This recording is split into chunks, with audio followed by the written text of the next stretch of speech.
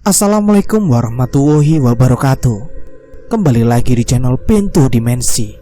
Pada episode kali ini, saya akan membawakan kisah yang berjudul KKN di Desa Hantu.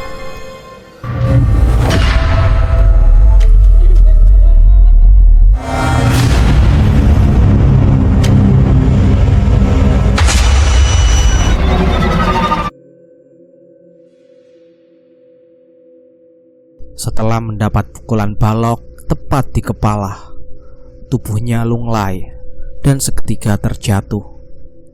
Darah mengucur dari kepalanya, matanya melotot, air liur keluar dari mulut. Kakinya bergetar hebat, seperti menahan rasa sakit. Setelah sempat sekarat, beberapa menit kemudian nyawanya melayang. Dua lelaki yang perutnya buncit dan berbadan bau bawang menyeret jasadnya ke kamar mandi. Di sana ada sebuah sumur kering yang sudah lama terbengkalai. Salah satu dari mereka masuk ke dalam sumur itu sambil membawa cangkul yang diletakkan di punggung.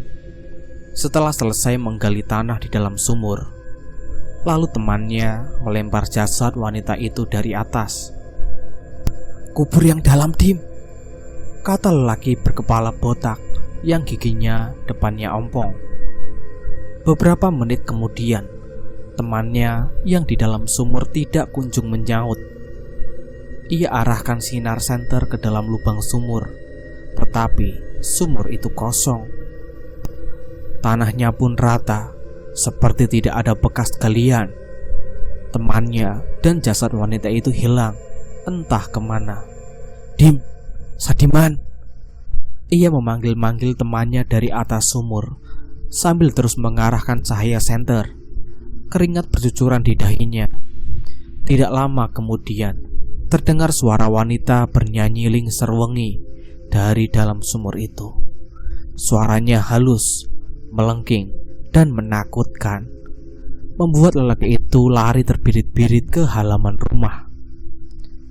5 tahun kemudian, Rini menyalakan mesin mobilnya. Dia bangun agak kesiangan. Hari ini, dia harus ke kampus untuk menyetorkan hasil revisi bab 3 skripsinya. Dia kuliah di jurusan kesehatan masyarakat. Sebenarnya, itu bukan jurusan yang dia inginkan. Tetapi, dia tidak punya pilihan lain. Dari 3 jurusan yang ia ajukan, dia hanya diterima di Fakultas Kesehatan Masyarakat. Walaupun demikian, semakin lama Rini semakin menyadari kalau dia tidak salah pilih jurusan. Ilmu kesehatan masyarakat sangat penting dipelajari karena bisa meneliti perilaku dan kebiasaan pola hidup sehat masyarakat luas. Mobil yang ia kendarai berhenti di lampu merah. Handphonenya bergetar dari dalam tas ransel yang ia letakkan di kursi sebelah. Ia cek sekilas, ternyata telepon dari Dion. Rini tidak menjawab teleponnya. Dia menarik nafas berat dan menghembuskannya, lalu menggelengkan kepala. Dia malas meladeni temannya itu saat tahu kalau Dion jatuh cinta kepadanya. Sialnya, bukan hanya Dion yang naksir, tetapi hampir semua teman lelakinya pernah menyatakan cinta. Dan sampai saat ini, mereka masih berlomba-lomba untuk mendapatkan hati Rini. Rini memang cantik. Bisa dibilang, dia adalah primadona di Fakultas Kesehatan Masyarakat. Perawakannya indah, sempurna, bak model pakaian branded. Rambutnya bergelombang dicat warna karamel, tergerai sepunggung. Sangat serasi dengan warna kulitnya yang putih. Yang tidak kalah indahnya, ada lesung pipi di sebelah kiri. Alisnya juga melengkung sempurna, menjadi pemanis saat dia tersenyum. Mobil kembali melaju hingga akhirnya tiba di gerbang kampus. Ia akan segera menemui dosen pembimbingnya. Ia sangat berharap tidak ada revisi lagi dan lanjut ke bab 4. Di ruang dosen, Rini mengetuk-ngetukkan jarinya di atas tas ransel, menunggu Pak Rizal memeriksa halaman demi halaman skripsinya. Sesekali dahi Pak Rizal mengerut, membuat hati Rini berdebar, takut ada yang harus direvisi lagi. Oh ya, ini bagus. Bab 4-nya penelitian lapangan ya. Harus di daerah terpencil, biar relevan sama judul yang kamu angkat. Pak, bisa nggak saya penelitiannya di daerah Depok atau sekitar sini saja, gimana Pak? Pak Rizal membuka kacamatanya. Yo nggak bisa lah Rini. Judul yang kamu angkat tidak cocok kalau penelitiannya di kota. Pokoknya kamu harus ke perkampungan atau desa terpencil. Lakukan penelitian di sana aja. Rini menghembuskan nafas berat. Ia berpikir sejenak. Oke Pak, saya akan coba cari lokasi yang pas nanti. Kapan? Kamu harus konsultasi dulu ke saya agar lokasinya cocok. Iya Pak, 3 hari lagi saya kabarkan ya Pak. Setelah dari ruang dosen, ia pergi ke kantin kampus. Hari ini kantin ramai sekali. Banyak mahasiswa mengenakan kaos sponsor konser musik. Setelah celengak-celinguk mencari tempat duduk, akhirnya Rini menemukan satu bangku yang kosong di pojokan dekat dengan pedagang jus buah. Ia memesan segelas jus jeruk. Ia membuka laptop dan mencari desa yang sekiranya pas untuk penelitian. Woi Rini, seorang memanggilnya dari arah pintu kantin. Rini mengadahkan kepalanya, mencari sumber suara yang memanggilnya. Di antara lalu lalang orang, ia melihat Jessica melambaikan tangan sambil tersenyum. Rini balas melambaikan tangan. Sini, kata Rini sambil tersenyum. Jessica adalah sahabat Rini sejak SMP. Dia kuliah di jurusan akuntansi. Bedanya, Jessica ini sudah beres sidang skripsi. Tinggal nunggu beberapa bulan untuk wisuda. Sementara Rini terhambat di beberapa bab saat bimbingan. Gimana bimbingannya Rin? Tanya Jessie sambil sumringah. Rin membetulkan posisi kacamatanya. Lanjut bab 4. Cuma Pak Rizal yang nyuruh gue buat penelitian ke daerah terpencil.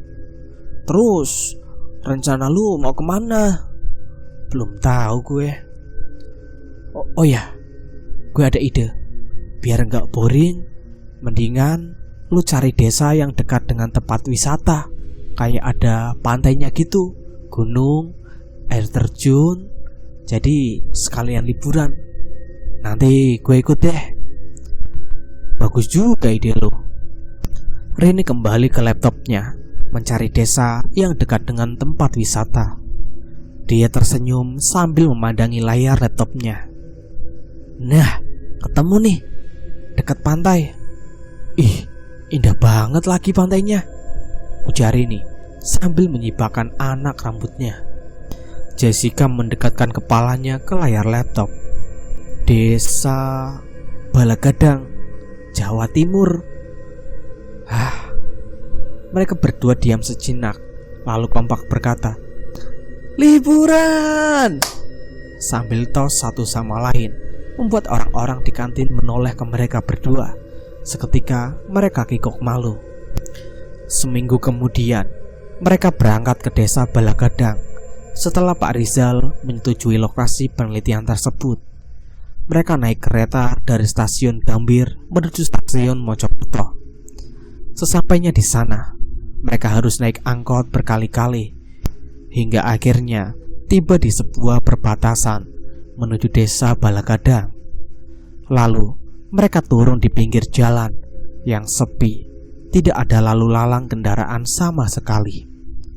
Juga tidak ada perkampungan di sana.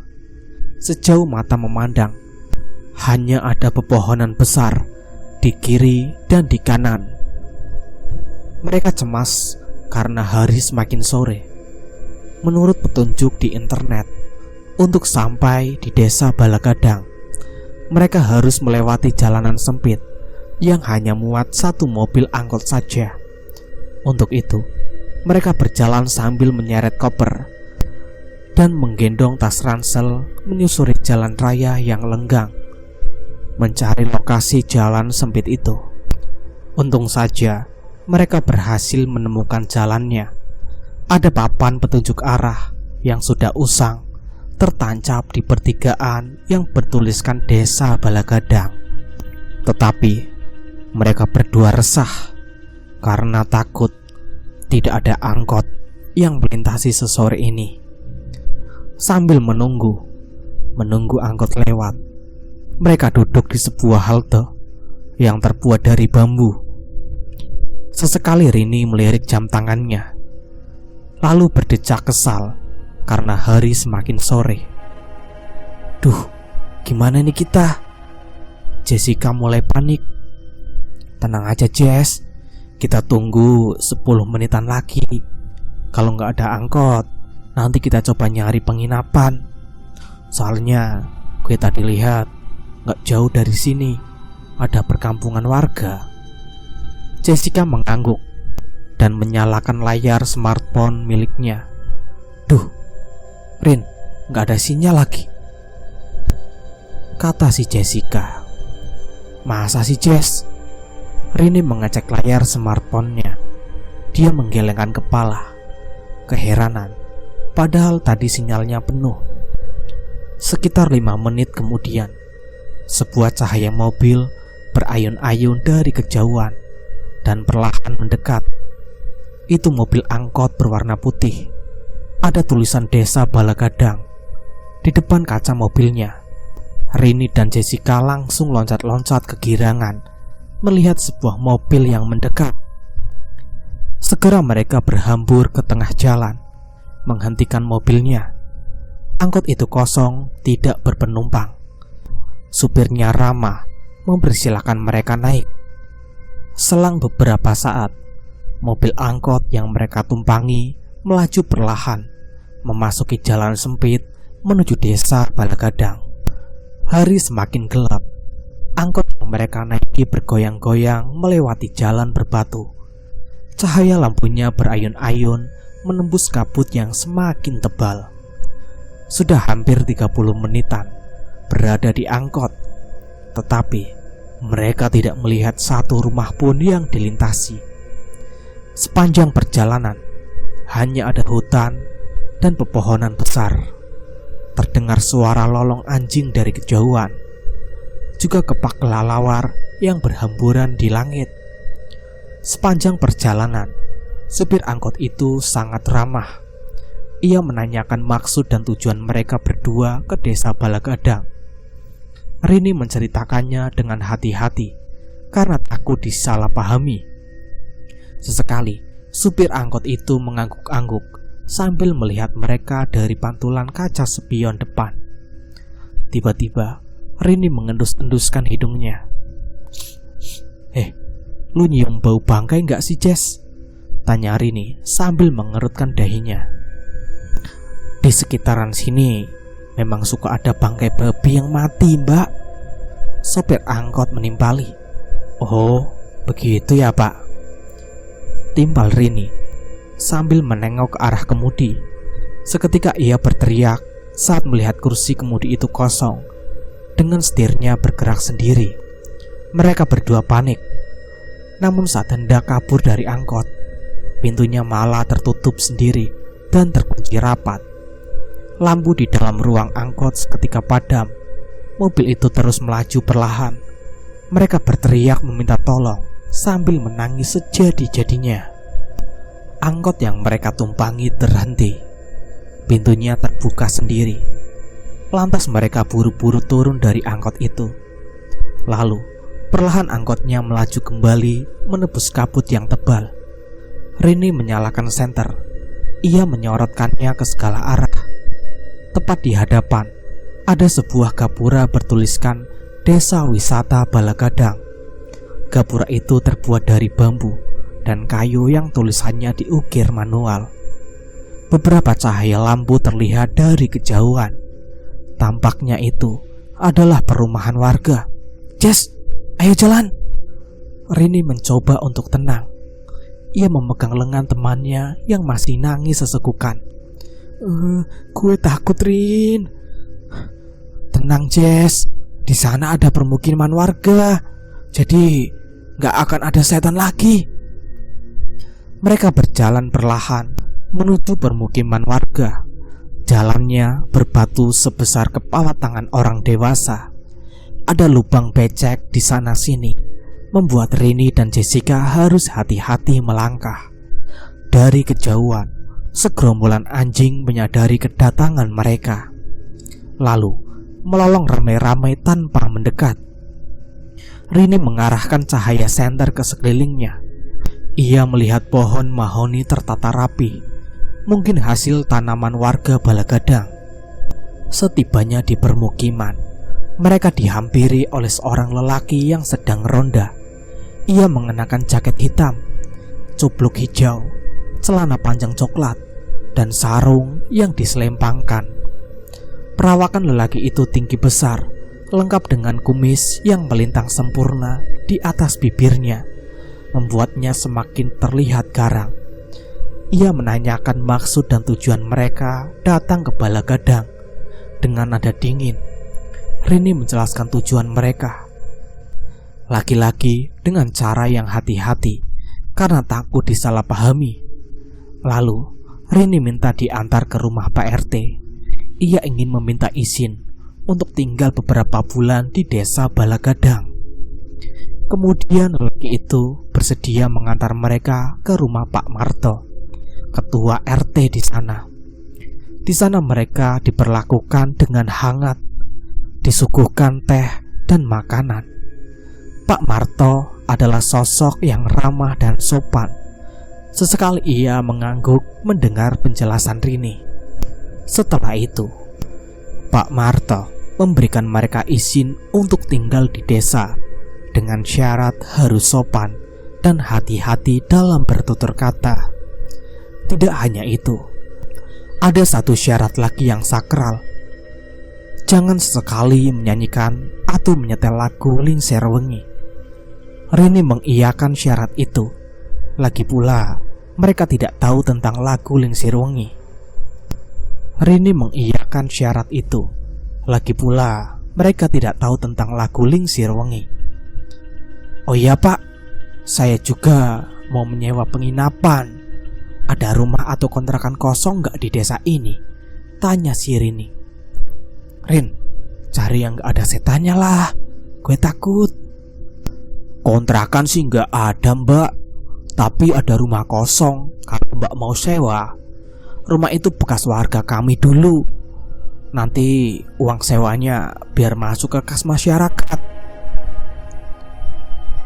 "Boleh, Pak. Di mana ya rumahnya?" tanya si Rini.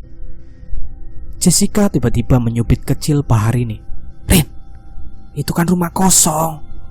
Pasti ada setannya," bisik si Jessica. "Hush." Sekali lagi, ia meminta Jessica untuk tetap tenang dan bersikap sopan. Malam itu juga, mereka diantar ke lokasi rumah kosong. Jaraknya sekitar 2 km dari rumah Pak Marto. Memang lokasinya terpisah dari pemukiman warga. Suara debur ombak laut terdengar dari kejauhan. Rumah kosong itu dekat dengan pantai. "Ini rumahnya, Mbak," kata Pak Marto. Mereka sudah tiba di rumah kosong yang tampak sudah tua. Seketika, bulu kuduk mereka merinding melihat kondisi rumah itu.